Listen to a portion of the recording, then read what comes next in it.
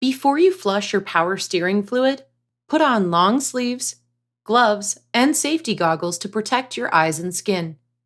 Jack the front of your vehicle up far enough so that you can easily slide underneath. For your safety, use jack stands as well as a jack to keep the car stable. Locate and remove the catch tray under your vehicle's power steering system, if it has one. Consult your manual if you're not sure where to find the tray. Unhook the low-pressure hose from the steering pump at its lowest point and allow the power steering fluid to drain out into the tray. Next, unscrew the cap on the power steering reservoir and pour in about half of the manufacturer's recommended amount of power steering fluid.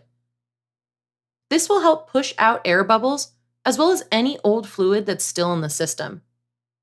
Turn your car on and keep adding new fluid so that the reservoir stays about half full the whole time the old fluid is draining out.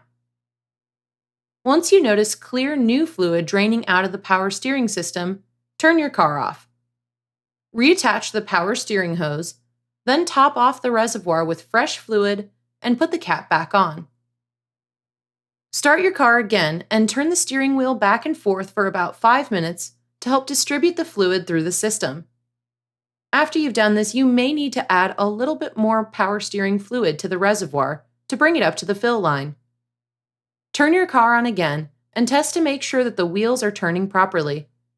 If not, drain the system again and refill it with fresh fluid.